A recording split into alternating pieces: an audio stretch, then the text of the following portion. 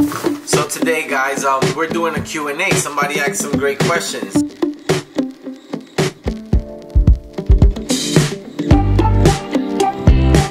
New Amsterdam, that's his name, New Amsterdam. And the question is, after passing training, can you pick your depot? After passing training, by seniority order, they allow you to pick into the depots that are available. When I passed training, I was the last person. I didn't pick into the depot. And in the system, when we had a system pick, I was the last person. So I fell into where they put me in. I had no choice of where I had to go. So I fell into Manhattanville after East New York, which was lovely for me. Give me a second, guys.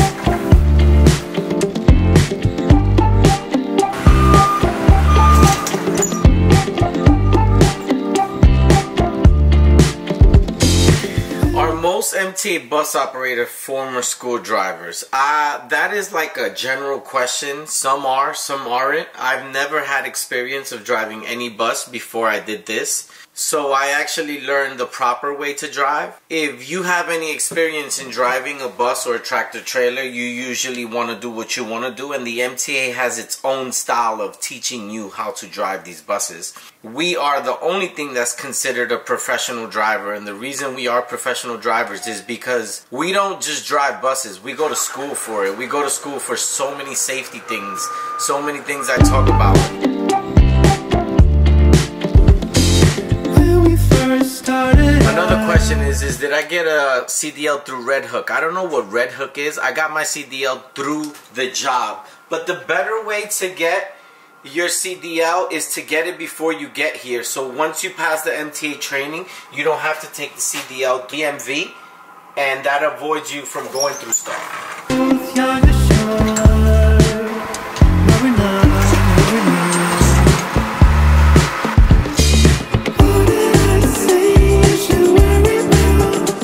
Is it challenging driving a bus over an MTA bus? Because our wheels are behind us. It's actually really not challenging. Once you learn the technique and you understand that with a bus you just go wider most of the times, and you look at your mirror and you do everything at a slower pace and you take it slow in the beginning, you'll start understanding and acknowledging how to adapt to situations. You'll start learning how to increase speed, decrease speed.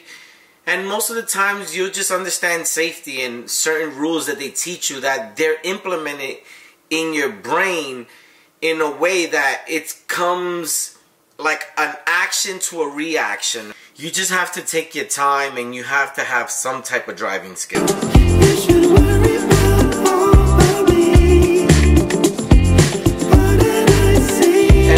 He goes on and says, I drive a school bus and it sucks. The union sucks. The hours suck. The pay sucks. Most things that I've learned how to drive a school bus is how to drive safely, having patience with other road users and children. I am on the list for a bus operator waiting to be called, and I am in it for the benefits. To move up in other titles. If you do get this job, you should move up in other titles. I've been trying to move up, but I'm TA and it's a little bit harder to move up. I do take the dispatcher's test. If you're in it for all those reasons, that's why you should come. And you didn't talk about vacation. Vacation is one of the best things about this job. This will be something that will be good for you. And especially since you're in the field, there's only one thing that I tell you. Leave all that behind. When you get over here, listen to what they're telling you.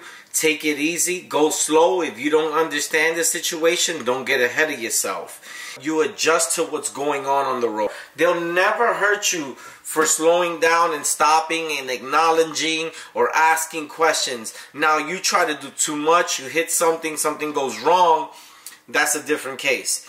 Take your time. Do one thing at a time.